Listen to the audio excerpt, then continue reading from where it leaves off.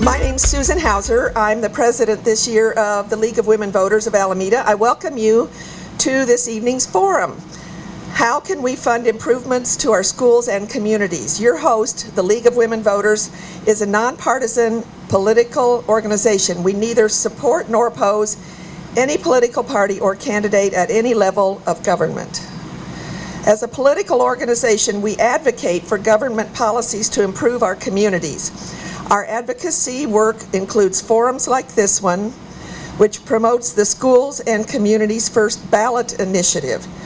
This initiative, as our speaker, the executive director of the California League of Women Voters, Helen Hutchison, will make clear, is this year's top priority for the state league. I thank Phoenix Alameda for hosting us. By making this commercial space available for public meetings, they facilitate community involvement in governance. Sponsoring informative forums on complex and controversial topics like financing of schools and communities requires money. You can encourage us to continue advocating for government that equitably serves all by placing a few dollars in the donation box on your way out. Bill Smith, our Vice President for Programming, will introduce tonight's program and speaker. He's a passionate supporter of K-12 education and is our leading proponent for the initiative. League member, Vice President for Administration, and former school board member Ann McCarrigan will moderate the question and answer period. And just as a bit of safety and whatever, the exits are there and here, and the restrooms, if you need, you go this way and then make 2 left turns. The restrooms are actually back here. So thank you all for coming.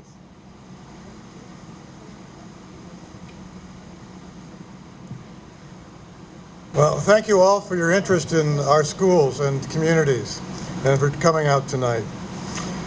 This initiative is promised to make our Alameda a better place to live by funding our schools and our services.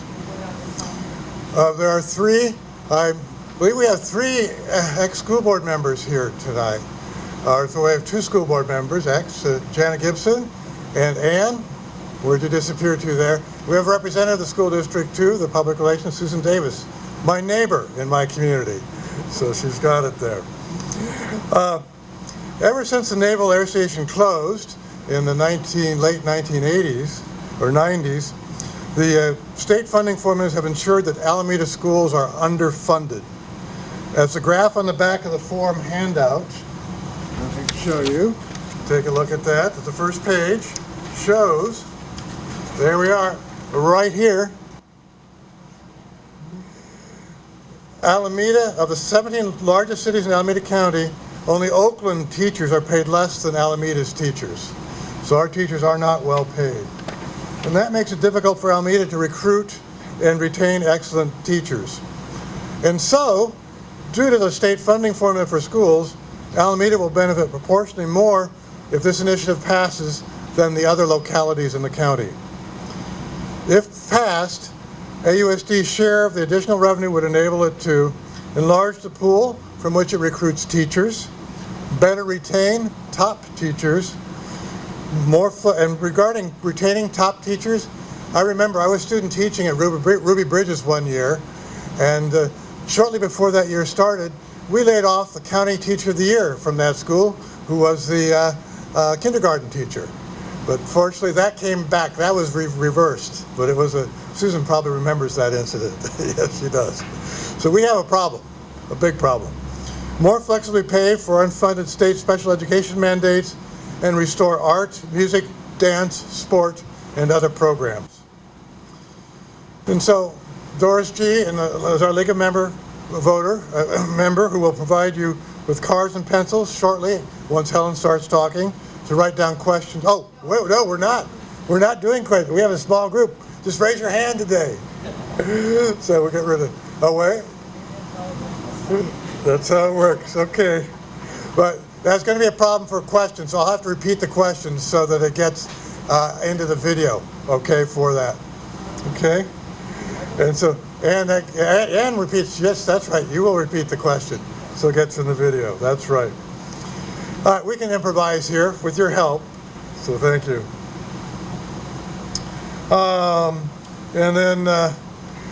So now I'd like to introduce the speaker, Helen.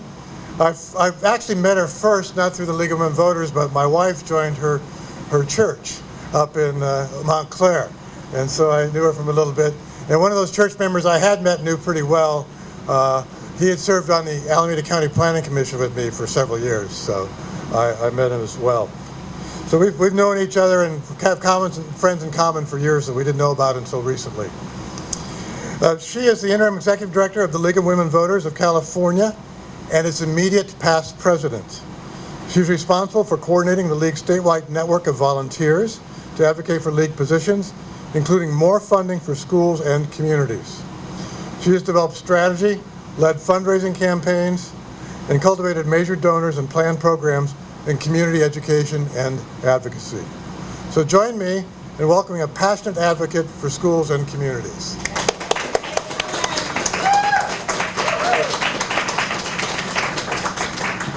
Thanks, Bill, and thank you all for coming. One of the favorite things to get to do as one of the state league leaders is to come talk to local league people, because it reminds us why we're doing what we're doing, part of it.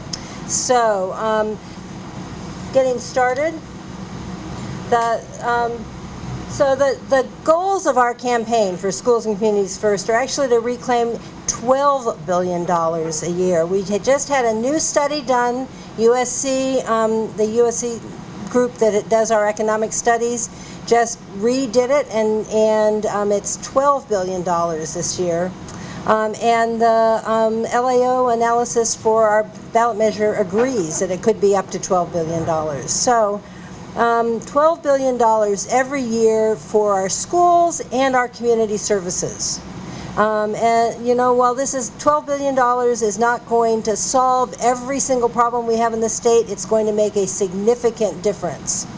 It's also, the other goal is to make corporations pay their fair share, and we're going to make history when we do this. This is starting a new legacy we have had. For those of us who've been in the state since Prop 13 passed, we have seen over 40 years of disinvestment in our communities. And this is our goal. One of our real goals is to turn that around and start a new legacy of investing in our communities and making California really wonderful. So,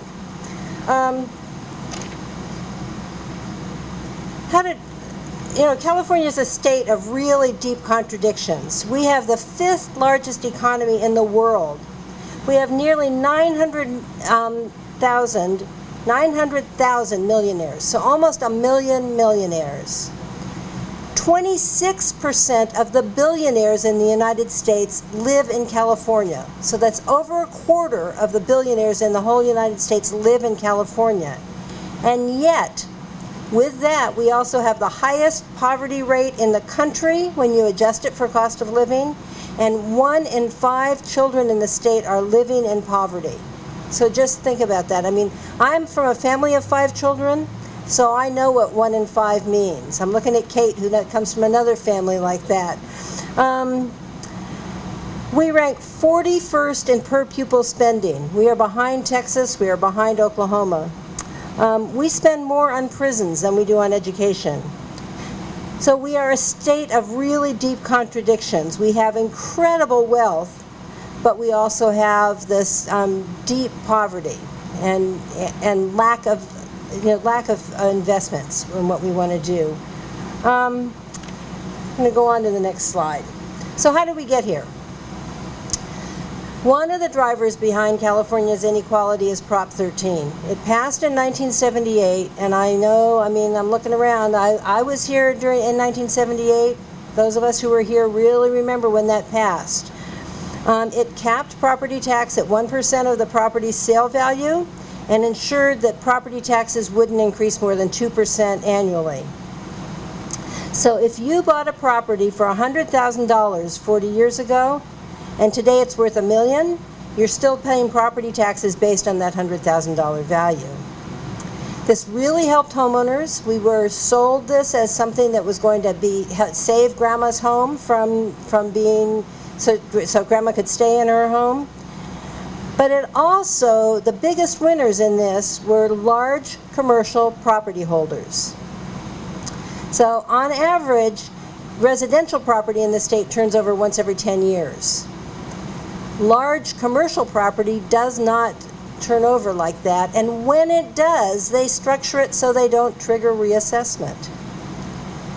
So while resident, and I'll get to that in a minute. So this was championed by Howard Jarvis, and it sparked a huge anti-tax and anti-government movement that spread across the country.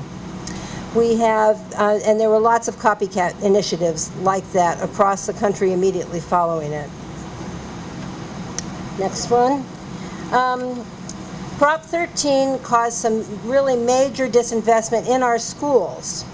So when Prop 13 passed, at the beginning there with the red dots, you can see California was just above the average. New York was higher, but California was slightly above average in what we spent on schools.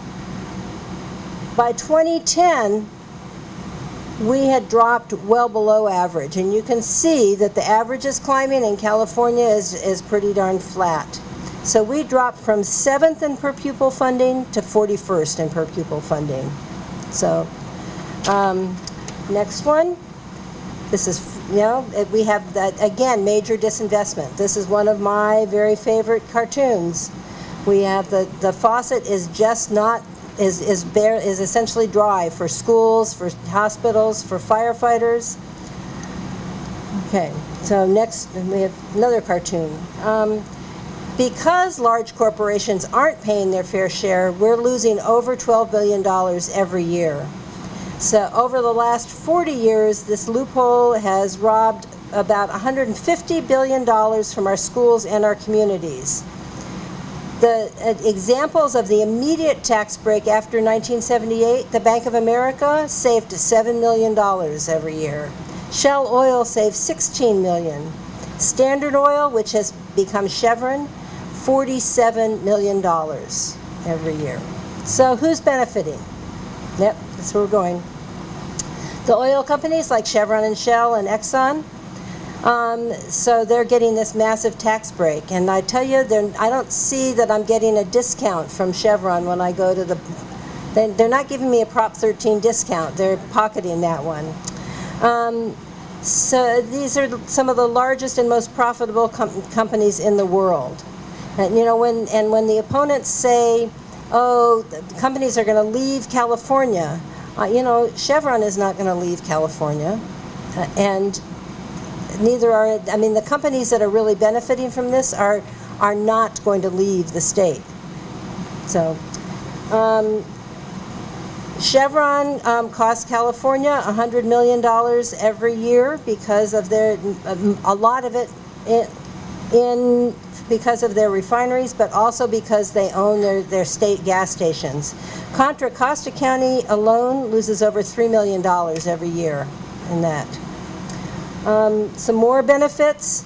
Walmart owns a huge number of stores, hundreds of stores in California. They buy property that surround their stores because they sell it for cheap. They are making money by investing in property.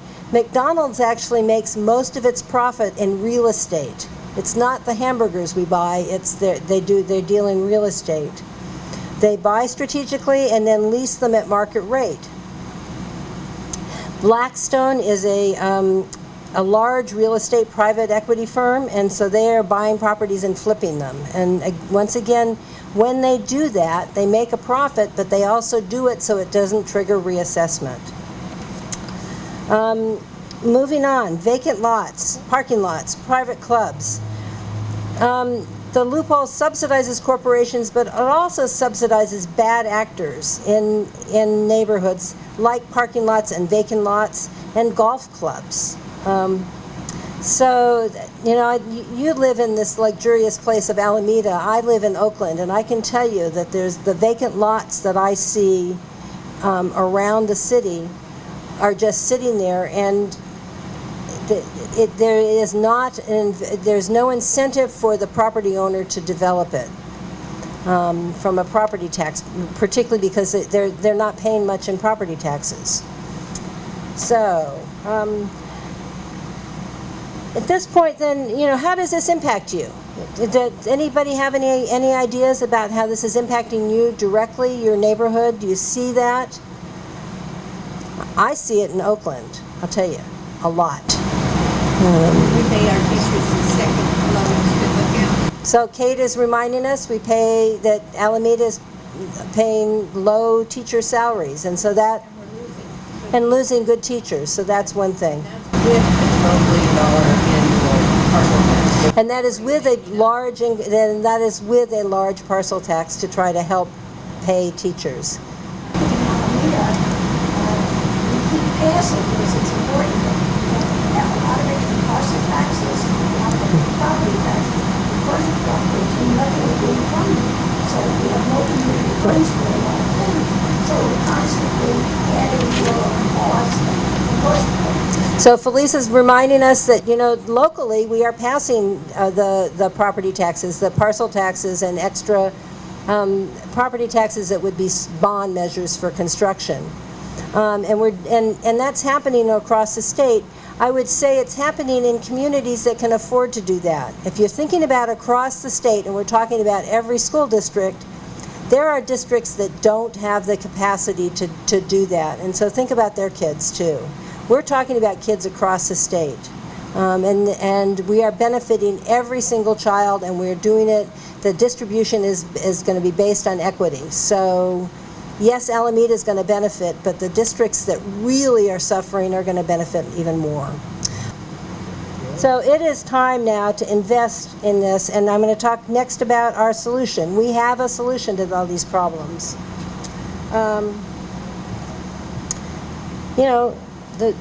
We need all the parks and services we need to reclaim the funding for schools, and at schools, infrastructure, housing, parks, and I consider the services the county provides to be kind of hidden, but the human services that are provided by the counties are a hidden thing that happens. The health benefits, the mental health, foster children, all of those things are provided through the county, and so and these are all funded by our property taxes. Okay, moving to the next. So we are going to reclaim $12 billion. We're going to do this by assessing commercial and industrial property at fair market value and reassessing them every 3 years. So just no exceptions, they get reassessed. There are protections built in for small businesses, and there's the general normal transparency and accountability that's in there. So next is we'll skip on to the next one. So where does the funding go? And these numbers are approximate. About 40% of the money statewide will go to the K-12 schools and community colleges. And the 60% is going to go to local governments. And that is, it's affordable housing, it's libraries, it's public transportation, it's health clinics, it's trauma centers, it's parks, it's infrastructure. And living here on an island, you really know about infrastructure. Firefighters, first responders, all of these things are funded by our property taxes. Statewide, the school money has a particular funding. That revenue will be pooled statewide into a special fund, and then it's going to be distributed based on the formula that the language actually says whatever formula the state is using to distribute money to schools, which right now is LCFF, the local control funding formula. If the state, in its wisdom, does something different, then this money will be distributed the same way. But the LCFF is based on trying to give the districts where there is the highest need a bump in money. The money that goes to local governments, it includes cities, counties, special districts. Here in the East Bay Regional Park District is one that we all really love, and they are going to get some increased money. And I like to point to the Mosquito Abatement District because We all want the mosquitoes abated, and so there are a number of special districts that are around. The new revenue for the schools will not replace any existing state funding. This is on top of all of the other state money, so this is all supplemental. And this new 2.0 measure includes that the new revenue will ensure that every single school in the state gets some money. So basic aid districts, which are, I mean, it doesn't sound right, but they're districts that actually are very wealthy, they have a lot of property, are going to get a small amount per student too. So every school is going to benefit. The schools with the highest need are going to benefit the most. So moving on, what's going to happen here? There's going to be $3.6 billion every year in the Bay Area, and this is a breakdown by county. This is the 9 Bay Area counties. The next slide goes to Alameda County, and these numbers are the old numbers, so this is, when I said 12 billion, you can increase a little bit. All of these numbers will increase a little tiny bit, but you can say essentially something over $500 million every year in Alameda County. The schools are going to get a little over a third. Alameda County General Fund is going to get 20% of the money, and that money goes to all of those human services I talked about and the registrar of voters. And I'm hoping that we can say, you know, the registrar is going to get a small amount more. They work hard too. The cities, and then all, you know, public transportation districts and the fire departments, and it's all broken down, all of that. So what happens for small businesses? This is, okay, I gotta go back here. Small businesses and there's a, if a business owner owns the property, and the property, and he owns and operates his business out of that property, and the property is property tax, just the property is worth less than $3 million, he doesn't get reassessed. So he or she, get that right. There's also, if a property owner owns a property and there's multiple businesses on it, and more than half of them are small businesses, then there's a delay in the reassessment. The reassessment's not going to happen for some time. I can't remember the year, but. And then all businesses are going to get a relief, and small businesses are going to essentially not pay the tax on equipment. So, you know, when they have to close down to do their inventory, their annual inventory, businesses, that tax is onerous for small businesses in particular. And so that tax on their business it's the equipment and property. There is relief, and all businesses will benefit from this, but small businesses will really benefit because they won't have to pay it at all. So next, the definition of small businesses here. A small business has 50 or fewer employees, independently owned and operated, that it's located in California, and that its owners and officers also are California residents. And the one final thing is that it can't be like the dominant, it can't own the market in some, whatever that is. And I don't remember the example of that, but that is, it can't have a controlling or major influence in some kind of business area. Okay, so, and this particular slide can't be emphasized too much. The initiative will not change anything for residential property, and that means houses, apartments, mobile homes, businesses run out of homes. Property taxes aren't going to change. If somebody lives there, the property tax won't change. And so it includes nursing homes, rest homes, people live there. So those will not be reassessed. Even though they may be counted as commercial property, people live there, and so it can't be reassessed. So just remember that one. Okay. Who is going to pay? Large commercial property. 80% of the revenue is going to come from 8% of the current residential property. Over half of the businesses already are assessed at current market value. They're small businesses or small properties, and so when that property turns over, it gets reassessed.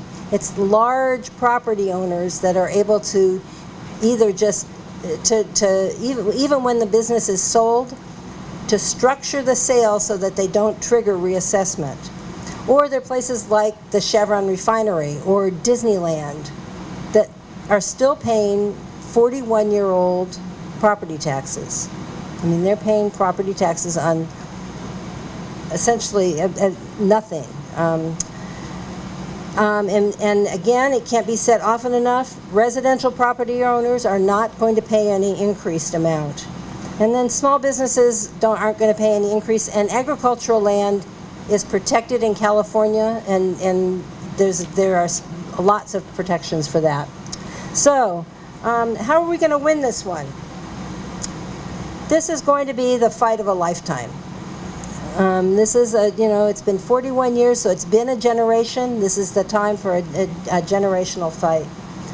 We're saying, other than voting for president, this is going to be the most important thing you're going to vote on in November 2020. There is no other plan where we can feasibly reclaim this much revenue for our schools and our communities. We have a real opportunity here, and it's going to start this new 40-year legacy for California. But there is a lot of work to do. And we're going to hear a bit later about a Don Parada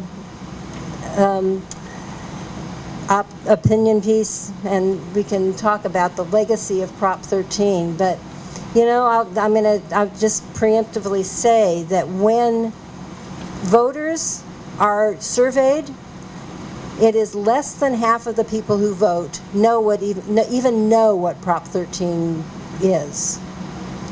So those of us who were here and remember it or have studied government know what it is, but most of the people don't know what it is. We know that we need to expand our coalition. We need to keep going. We have a huge public education campaign that needs to happen between now and November 2020. And we need to expand the electorate. The campaign is part of the campaign is working on ensuring that those communities that don't generally vote get out and vote. And we need to raise the money for the campaign. So California is a model. We had set the trend for the country. When Prop 13 passed, these policies were exported to other states. We'd like to start a new trend of investing in our communities and building our communities. We need to model this. And our goal is that when we win this campaign, we'll start the ripples across the country again. We have a huge coalition. These are just a few of the organizations. We have over 400 endorsers, and the coalition is growing. We are building a huge a movement across every corner of the country. So then I think the next slides just are ways that you can be supportive about. You can get, if you text Our Future to 97779, then you will start getting text messages from the campaign. You can choose whether you want to do that or not. We're asking people to sign up their friends and family. There's a slide with some pledge forms and some social media hashtags. And I will say that I was in the Sacramento office this week, and on Monday we got petitions. So I have petitions. You're going to be some of the first leaguers to get them. If you want to take them, you can arrange with Bill and Karen about keeping track of who has petitions and how many they take. They'll be available right after the meeting here. Yeah. So I think we're ready for questions. And who's, yeah. Okay, so Here we go. Ann's going to do that. Ann's We'll going to tag team up here with Yeah. the mic. Yeah.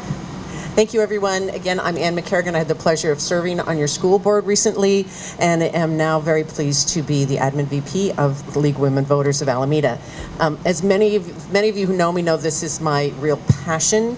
I carry a soapbox in my back pocket that I'm always willing to stand on and talk about this, but I will work really hard to allow our guests to do that tonight. So we have a couple of questions that we started up with, so give you time to think about anything that you'd like to add. So our first question, and Helen touched on it a bit, is in an editorial published in the East Bay Times on October 20th, 2019, former Alameda school teacher and former president pro tempore of the California Senate, Don Parada, wrote, "The efforts to alter Prop 13's protections now could lead to an effort to fully repeal it in the future.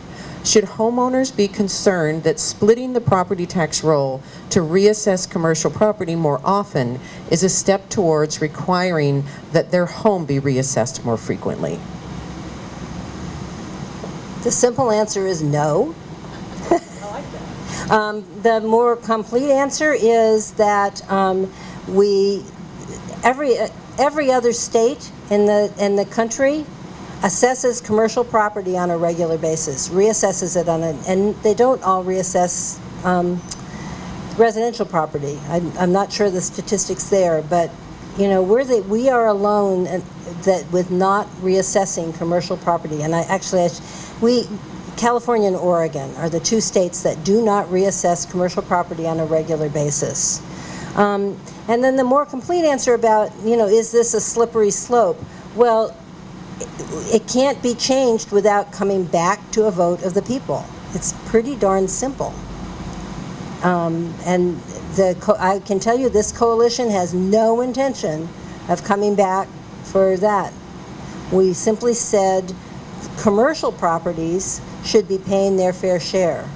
Whereas the statistic that goes with this is that because residential property turns over more frequently, when Prop 13 passed, the amount of property tax that was collected in the state was about 50% residential and 50% commercial. It wasn't quite that, but it was about that. Right now, residential property is paying almost 3/4 of the property taxes in California, and commercial property is paying just 1/4. So let's get it back so that commercial property and businesses are paying their fair share towards these community services that we all benefit from. The businesses benefit from having an educated workforce. They benefit from having a workforce that has health care and housing. They definitely benefit from infrastructure. So. Thank you. Another question we have is, cities, counties, and other jurisdictions throughout the state are highly reliant on regressive sales taxes. That is, taxes that pose a greater hardship on those with lower incomes. Property taxes, while still regressive, are less so than sales taxes. Could passage of the Schools and Communities First initiative make local jurisdictions less reliant on highly regressive sales taxes?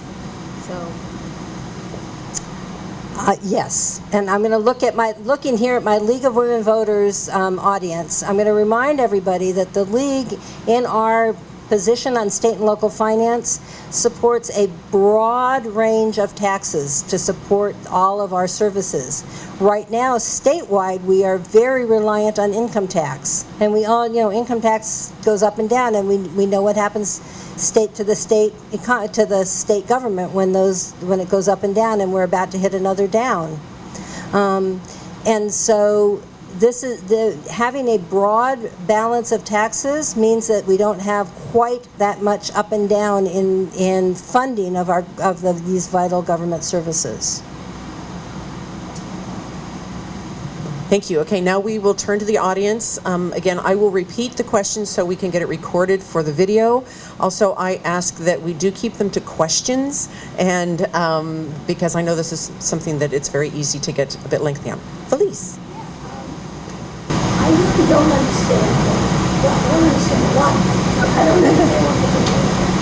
The question is, on the apartment house, so let's say you own an apartment house. You have 125 units in there. Yeah. So I understand you're saying that the renters inside did not get an increase because you're not increasing the property tax of the owner of that apartment. That part that was. So just to repeat, I believe the question is, because you had talked about where if there's someone living in it, then the property taxes are not being reassessed. Is that true for apartment complexes? So apartment complexes will not be reassessed until they are sold. And that goes for apartment houses, big apartment complexes, small apartment complexes. It goes for mobile home parks.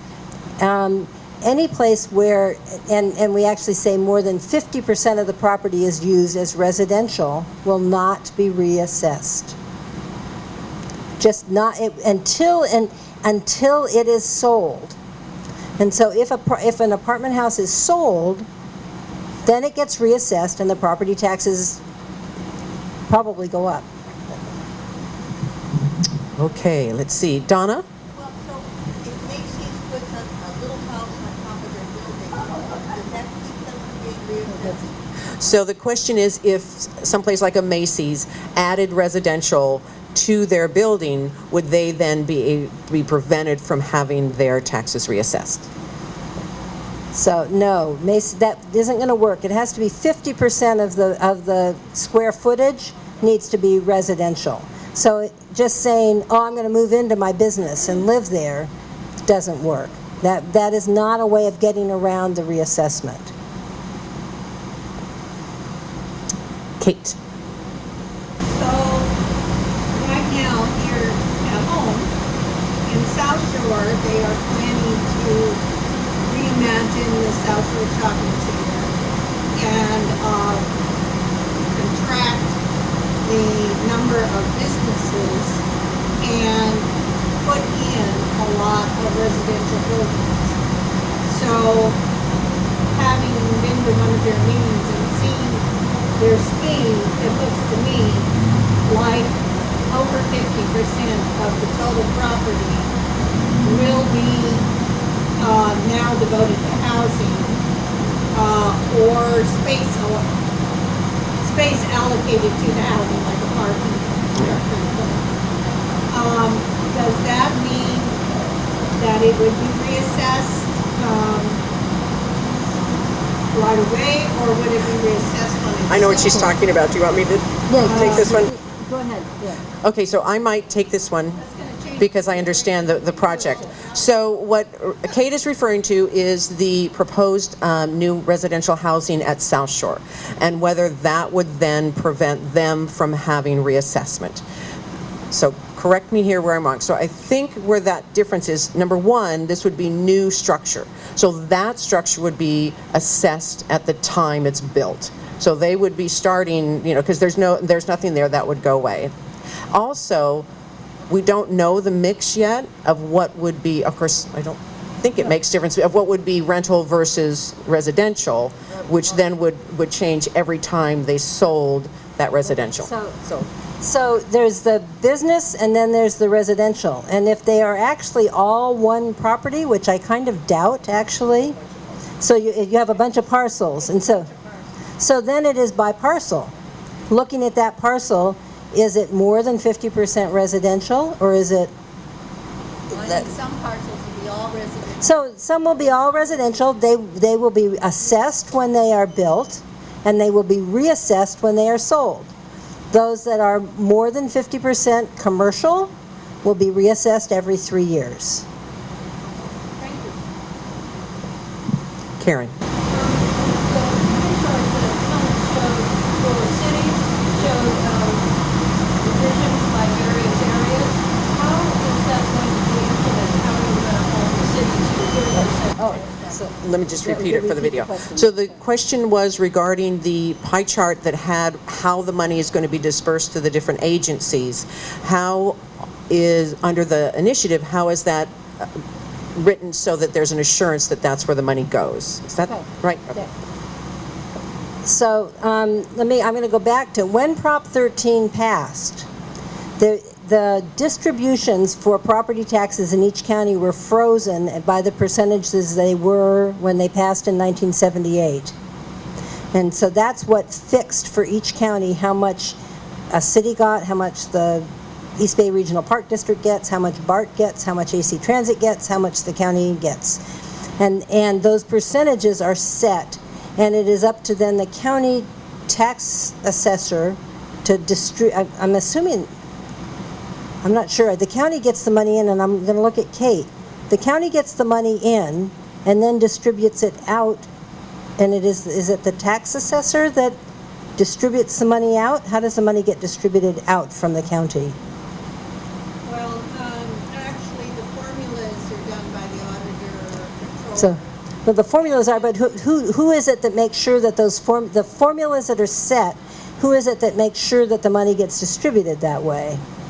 I'm thinking it's the tax. It's the treasurer tax collector Treasurer. that actually disperses the money. Okay. But the auditor controller's office independently Oh, so- ensures that Okay. the amounts are correct. So the treasurer, the tax collector treasurer distributes the money, and our county auditor makes sure that that distribution is done correctly.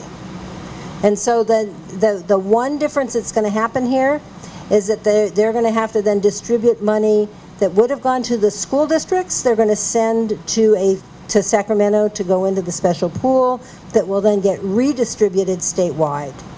So they'll have one new place to send money. Is it a follow-up? Yeah, that still doesn't answer So, my question. a quick follow-up, sorry. And I don't know if those put Can that. you find that? But for example, they showed for cities that they were going to get like 20% for cities and public libraries and so. So maybe how is that that was it. determined? Sorry, So they're at like 5% for public libraries. so 5%. how do they come up with the No, 16%? it says public libraries, fire departments, 5%. So that's part of the formulas that were fixed when Prop 13 passed. So that and this pie chart varies by county. Different counties have different distributions, and it literally was fixed in the law by Prop 13. Okay, let's see. I've Ruth, and then Donna, and then Janet. Ruth? Well, my question has to do with what the opposition is going to charge to complain about. If suddenly we're going to have $12 billion in the coffers that we didn't have before, that means corporations are being asked to pay $12 billion per year additionally to property taxes. Now that's a huge amount, especially if they're going to be slammed in it all at once. So we don't even begin to imagine the opposition to this, right? And I guess I have two questions. Primary. Right? One is realistically the motivators here, are the chances of passage, and how many hundreds of billions of dollars do you think they're going to spend in order to save $12 billion? Right. Right. So the question is two-part. One is if you have had, basically, I guess, any idea, if you've done any polling as far as passage. And the second is, do you have any idea of the opposition, of the amount of money that they will spend to prevent the $12 billion coming from the corporations? So let me just say one thing. The League of Women Voters has been watching for an opportunity for this for 40 years. And this is the first time we have stepped up and said, this is viable. This campaign can pass. Yes, our polling says we can pass. It particularly says that we increase our chance of passing by getting the word out among our friends and neighbors now. If we get to them first and we say, the opposition is going to send you some scary looking things, they're lies, and you tell them as a trusted source that it is lies and scare tactics, then we hold those people. So that's one of the things that's really important. When I talk about talking to people, everybody you see, you just talking this up and talking about it. And I call it, I've been calling it inoculating people against the opposition, because when we get there first, we win. So yes, we can win. This is a viable campaign. We have a really broad coalition. And yes, we are going to be outspent. We know we're going to be outspent, but we have sufficient resources to run a viable campaign. So it's not going to be, they're going to be, I mean, we are not going to be sending the zillions of slick flyers that they're sending already. But we know that we can get the word out, and we will be getting the word, and we are getting the word out, and we are spreading the word. And we will be, you know, when the time comes, we will be doing TV ads and those kinds of, and radio ads, that kind of thing too. So, yeah. Donna. Our 1978 levels were low for the schools because we were getting more money for the military kids than for the base level. That's why.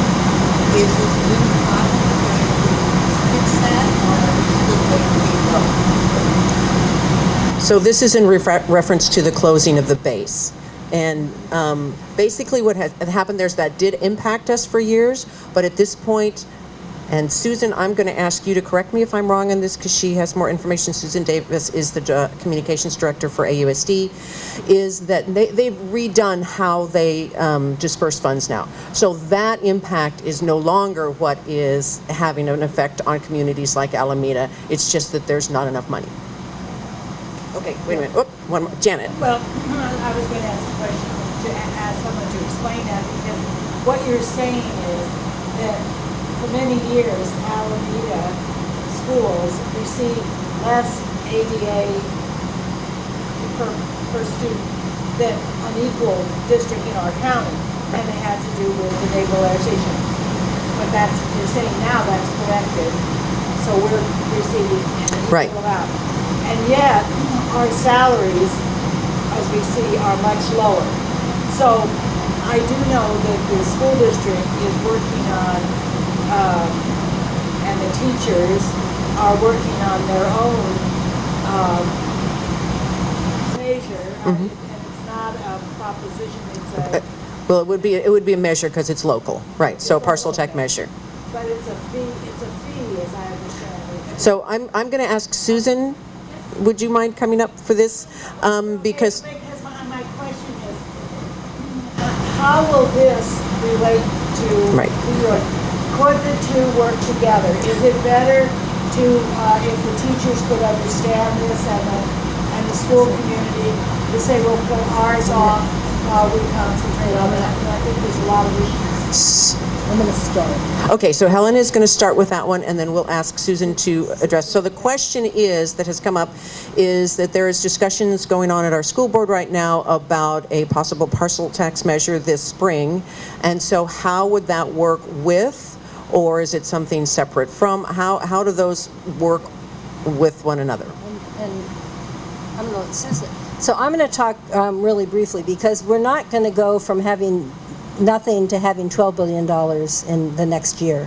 There's going to be a real phase-in period where this happens, and it's going to be going to be a number of years. The assessors need to train their staff. They need to hire new staff and train them. So there's a phase-in period over the course of a number of years. So the money isn't going to be instantaneous, and I hope that sets up Susan right away. That's a really good point that I wouldn't have known to address. But the other thing is, so Alameda salaries, teacher salaries, actually all AUSD employee salaries are lower than most of the surrounding districts and lower than the Alameda County average for three primary reasons. One is that we have small neighborhood schools, whereas other districts tend to have larger schools, and you have some economies of scale there. That's a real value of our community. The other reason is that we have relatively low low classrooms and low student-teacher ratios. So if you look at some place like Pleasanton or New Haven, where the salaries are so high on that chart in your packet, they have more children in their classrooms, and so they have to hire fewer teachers. So we're dispersing our funds across a larger employee pool. And then the other reason is because we have relatively higher special education costs, and that has to do with litigation and the kinds of children we have. We're not in any way blaming the children. We're just saying that it takes up a bigger percentage of our overall budget than in some other school districts.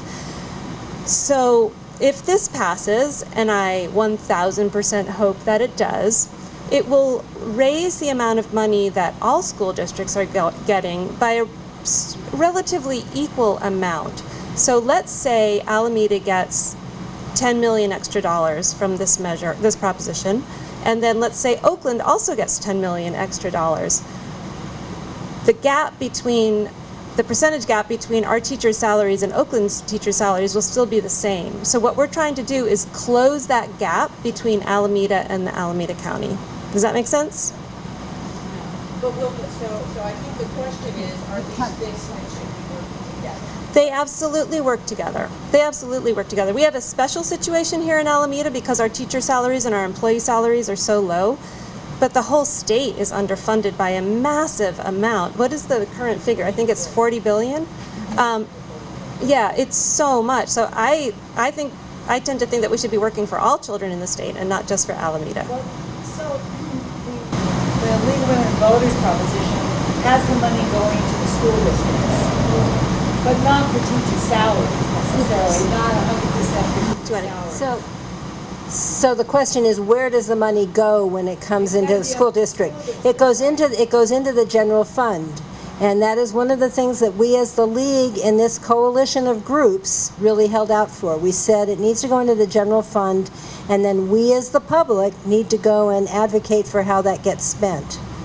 And for schools, I think it's going to be pretty clear it's going to go into classroom services. I think, when it comes to county services, that I think we really are going to be out there advocating. And I think in Alameda County, we have a pretty good board of supervisors, and so we're going to go and they're going to increase the budgets for the departments we care about. In other counties, we have people that are really concerned that if the board of supervisors gets more money, they're just going to immediately hire more sheriffs and build more prisons and more jails. And so that's the... But the one that the school district is putting is being directed at teacher salaries. So, Not right? that, yeah. It's being directed at all salaries, and it would be solely, the ballot measure will actually say it's only for the use of salaries. And could you explain how it's different from a typical ballot measure because it's a fee type of thing? It's not going to, for example, some of the measures we've had eliminate, say, seniors from being assessed. Right. So for this, it's a different thing than a... well, I think what she's asking is what kind of a ballot measure is it? And so it's a parcel tax, and under state law, parcel taxes have to allow exemptions for people over 65 and people receiving disabilities, receiving SSI. So those exemptions would stay just as we currently have that exemption in Measure B1. It's a parcel tax, and it'll be on your buildings. If it's passed, it would be on your building square footage. 2/3, yeah. Karen. Oh, and then, okay. Well, let's not have Sheila because she hasn't asked a question. Follow on. Thank you for being here. Helpful because I didn't really know too much about this. So when we were asking about the difference between those two, the money that goes to the district from this ballot initiative, is it not to be directed to teacher salaries, or can it be directed to teacher salaries, or is it up to the district? So the question is about how the money from schools and communities first would go into the school district. The money would go into the general fund of the school district, and so then it's up to the school board to determine where that money gets distributed. I mean, I know from looking at budgets that the vast majority of budgets goes into salaries. And so, whether they say we're going to increase salaries or we're going to hire more staff, that would be up to the public to go talk with your school board and say, here's how we think that extra money should be distributed and should be spent. And with LCFF, and you've got the site commit, what are they? school site committees, that they will have a lot of input too. Okay, Karen and then Felice. So could you clarify what percentage required for passage is the first question. The second one is, we worked really hard to get signatures a few months ago, so what's the difference between the two? So 2 questions. Oh, one I've already forgotten. What is the percentage needed required to pass for the statewide proposition? And then there were signatures that were gathered earlier for a very similar, and how do they correlate with this? Okay.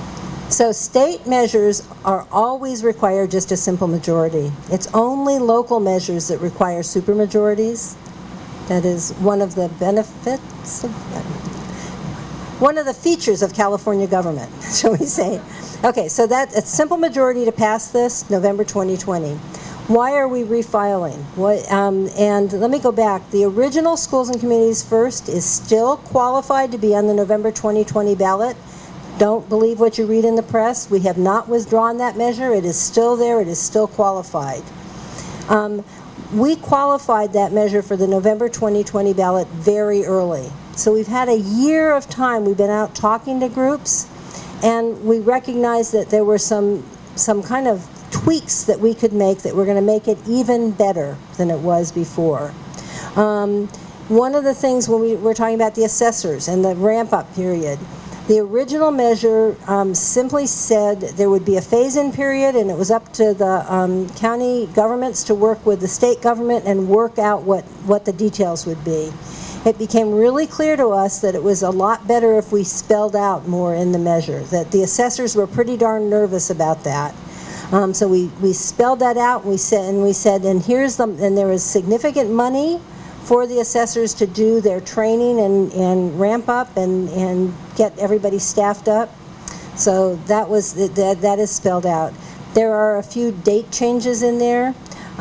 We increased the amount of the small business exemption. It had been property valued at $2 million. It's now $3 million. And then we tightened the language around what is residential and what isn't. Working with a couple of talk about attorneys that are really specialized, but residential or property tax law attorneys, they helped us make that language really strong so that it makes sure that residential property is protected and commercial property is reassessed, and they can't kind of weasel out of that. So, Felice. That actually answers a couple of my questions. But let me ask you, if we as folks going around and talking with, we have access to these slides. Number 2, notice on the salary slide, it was all the way back to 2010 that was done. Don't you have anything more like that? Sorry? My mind is wandering. So one question was on the salary scale that was represented was from 2010. So do we have anything more recent than that? And I blanked on. Oh, and that's right. And then will the slides be available to us? So the flyers are available to anybody who wants them. If you want to be a speaker and have access to the slide deck, there will be training. And I didn't bring the dates and the sign-ups, but Bill knows about the sign-ups to become a speaker. And the reason for that is just to make sure that you kind of know how to answer questions and you get everybody on the same message. We want to really keep people on the same message, but there are flyers that are available if you want to have them to talk to people with. And we'd love to have more speakers. The 2010. Well, the 2010 data. I will tell you that the slide deck is updated. The slide deck is updated on a regular basis. I will mention that people would like to see something more recent than 2010. I know that the people that are working on the slides are working on getting these county-specific numbers for all of the different counties and so my guess is that we're going to stay at 2010 for a while because we want to have those slides for every single county. We don't yet. And Janet. So if both the school district and the League of Women Voters issues come before the public, Alameda will have on their ballots 2 things to vote for that will be related to school. Well, Well, no, so, yeah. So the question was that the Alameda voters will have will have 2 things: the parcel tax and the schools and community first. I'm just stating that that's what, if that's wrong, you can clarify that. But it seems like it's very important at this early stage for the league and the school district. I mean, the school district has a number of components, the PTAs, the employee groups, the teachers being one of the biggest employee groups, that they understand what's going on and have input with both, and that because how it succeeds in the school district is going to be marketed. They can say, oh, we already have something on, and so that it's a dance. Do you want to take that? I'm gonna look. Okay. Susan talked about messaging. Working together. Yeah. It's a great question, and just to clarify, the parcel tax. So the parcel tax has not yet been approved by the Board of Education. That will happen on November 12th. They'll vote on it. So we're not quite ready to say that we're definitely doing it. But if the Board of Education approves putting this parcel tax on the ballot, it will be in March for the primary, not in November. And then on your question about how will we educate the public about these 2 different campaigns and how they work together, we will be doing a lot of awareness, and we're already developing FAQs about the parcel tax, and we will continue to go through and make sure that people understand that they're 2 different things, but that they work together, and that is to the benefit of our students and teachers. Will you be working with the League of Women Voters, inviting them to meet with your PTAs or even your group? So as a school district, we can't do any kind of advocacy, but we would be happy to introduce the PTA Council, for instance, to the League of Women Voters and let them work out the advocacy. Yeah. Right. And I'm going to add that the teachers' unions, both CTA and CFT, are in our coalition. So we have both of the teachers' unions in support of this. So. And I will point out that, I was asked about the difference between this and the CSBA measure that just got filed. Our measure, first of all, has been in the works the coalition has been working together for more than 8 years, working towards this ballot measure, trying to build towards it. We are, so we have a broad coalition. We've been together for a long time. We also support the whole community. The CSBA measure is an income tax surcharge. So remember I talked income taxes goes up and down.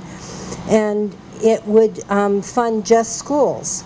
Well, schools need the money. I have no doubt about it. But the children in the schools aren't going to thrive unless the whole community is built up. So if they don't have good housing, if they don't have good health care, if the foster care system isn't really robust, the children in the schools are not going to thrive in the same way. And I know when I talk to teachers, they absolutely support our measure because they know that we need the full, robust community support. We don't need that. Yes, they want as much money as possible for the schools, but they also want as much money as possible for all these other community services because we want our whole community, the whole family, to live and work in places that are really thriving communities. Okay. Don't know your name, but this gentleman here. The gentleman in the house. If you said the measure from last year still qualified, would go out and ask to sign a petition for the measure, what happens to the So the question is, as there's already one that has been qualified for the November 2020 ballot, you're now going to go out and ask others to sign for this new initiative. If you get the signatures required, what happens to the old initiative?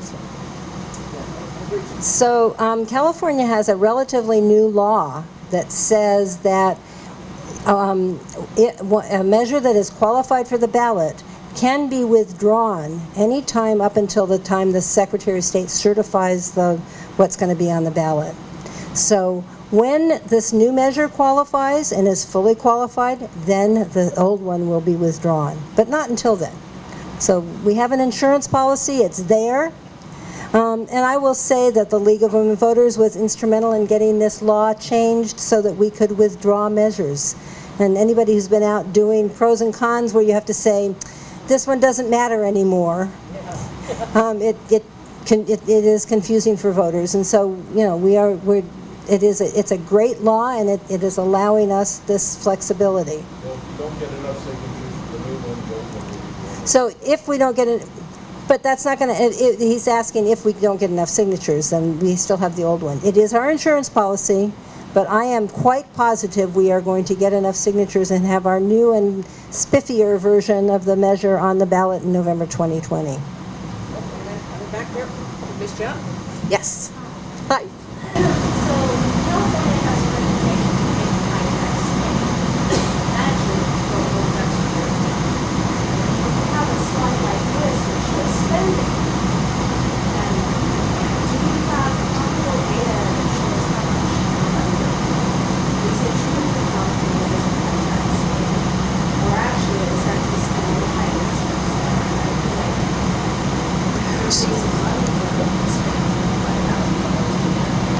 So the question is that California has a reputation of being a high tax state, especially, can I add in, for corporations? Is that what you're, you know? And so do you have any data, or is there a possibility of doing a slide that would be able to provide that kind of a comparative as well? I don't have data about that specifically. I will say that our property taxes are low, and the counter to that is that property values are high, and so therefore the taxes. But I think that when you look at the total tax burden, and I'm guessing about this, so I'm not sure, but you have, you know, income tax and property tax and sales tax, then that's where I'm not sure how we compare to other states, and I don't know about the corporate versus individual. And yeah, I know that where I hear we're a high tax state and businesses are going to leave is from the opposition to this measure, and it's, you know, and I think, really, you think Disneyland's going to leave California? You think Chevron's going to leave California? Wells Fargo? They're not leaving. So particularly because, I mean, the businesses that serve California consumers aren't going to leave California. We're too big a population. So. Okay. Right. That would be an idea. You're placing forward an idea as another thing to balance out the argument that could be proposed. So I was just, I mean, I'm trying to say the way I respond, you know, because it gets down to the argument of businesses leaving California, and it's like, really? I mean, which businesses do you think are going to leave California? I don't. Say the same thing for the Clean Air Act. Well, they said.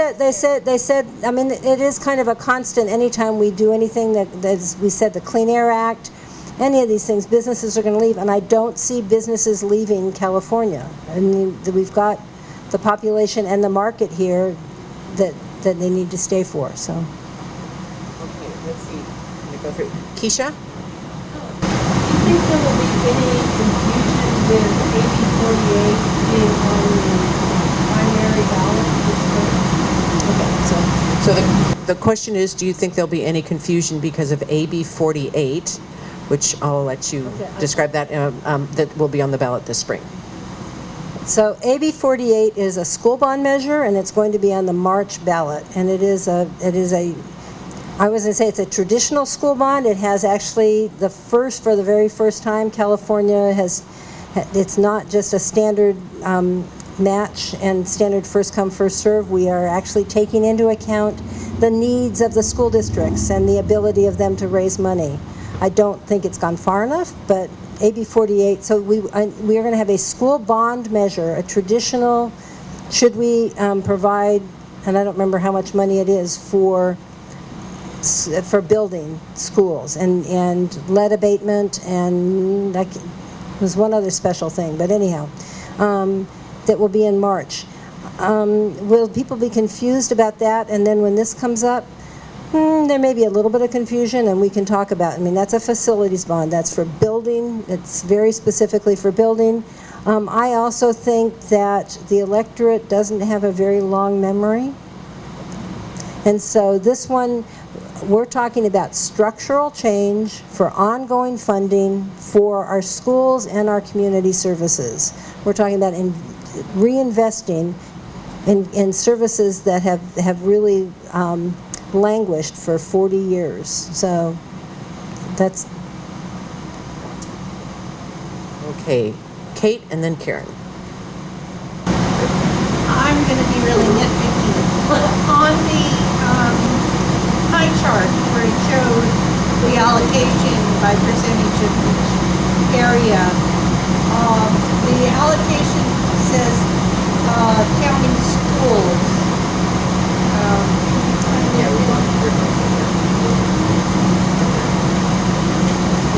It's one more. There it is, Alameda County Schools. Okay, so in Alameda County, there is in the budget, Alameda County Schools, which doesn't mean the districts, it means Alameda County Schools, and they provide services to all the districts. So when I looked at that, flashed in my head, is it going to go to the county schools office and then from there get portioned out to all the districts? Or does that mean it goes to all the districts in Alameda County? So Kate is asking, she said, Alameda County Schools has a very specific meaning for any of us who know county government. This is actually, it means school districts in Alameda County. And it would include the Alameda County Office of Education that would get a small amount of that, but it is really the districts, the school districts. And so, make this very clear. This is this is all the districts in Alameda County will get some piece of this, and it is distributed based on those formulas that were set back in 1978.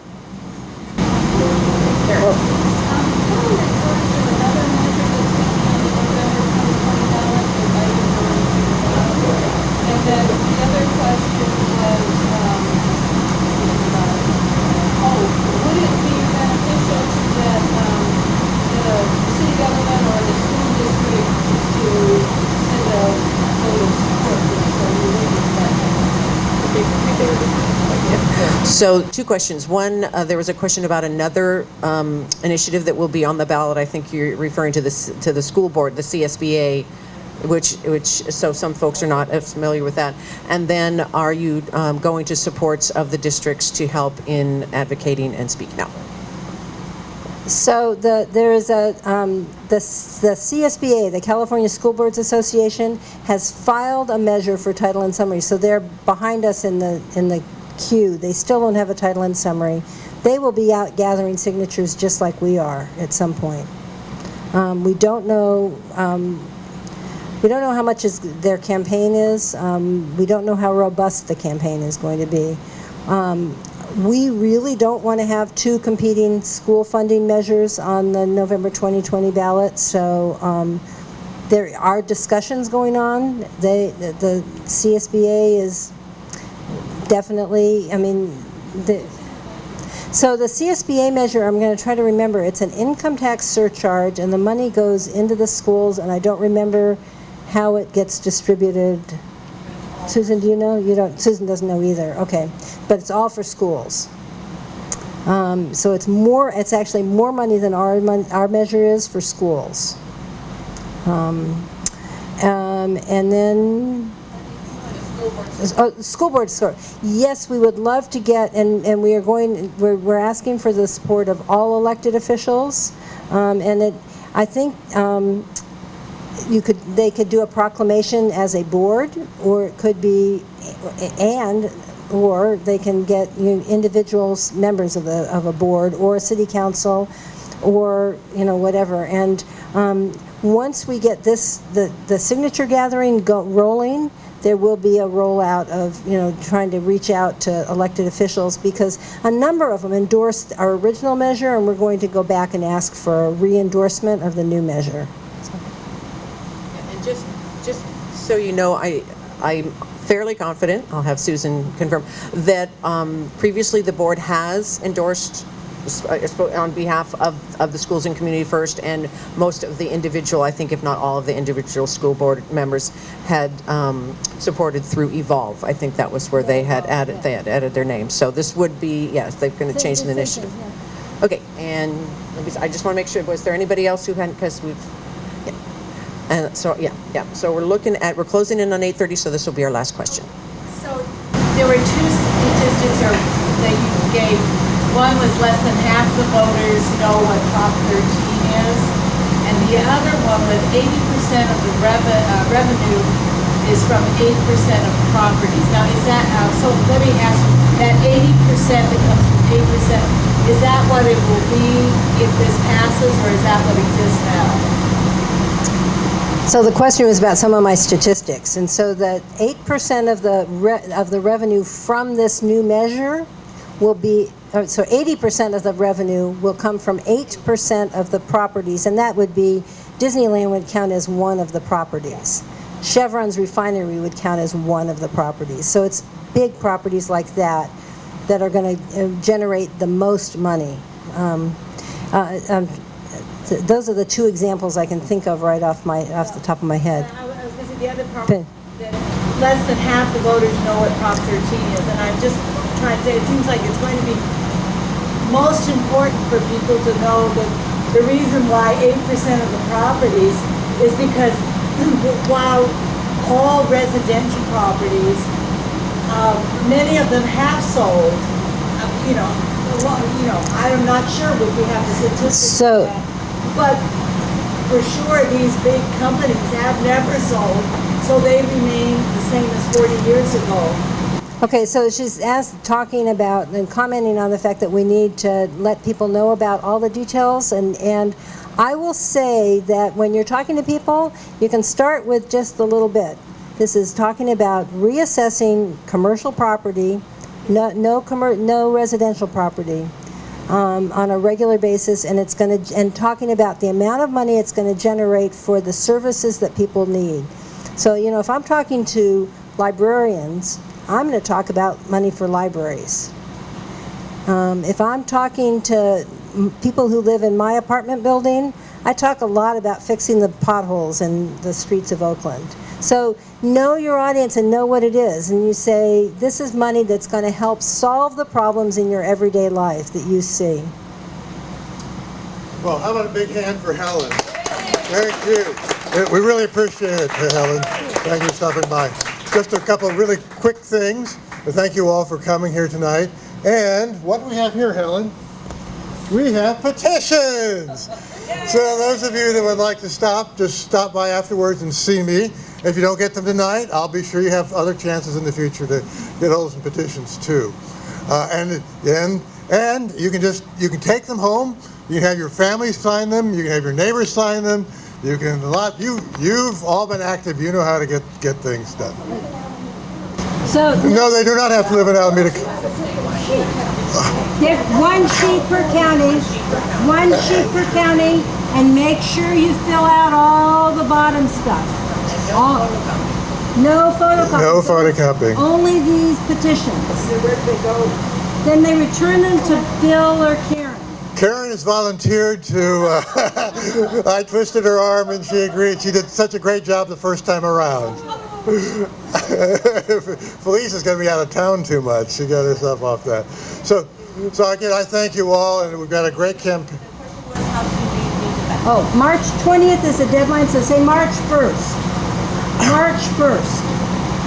Yeah. We have more of these handouts. And someone asked about the difference between the old initiative and the new one. I've got a limited number of sheets that explain the difference. They're not for public circulation.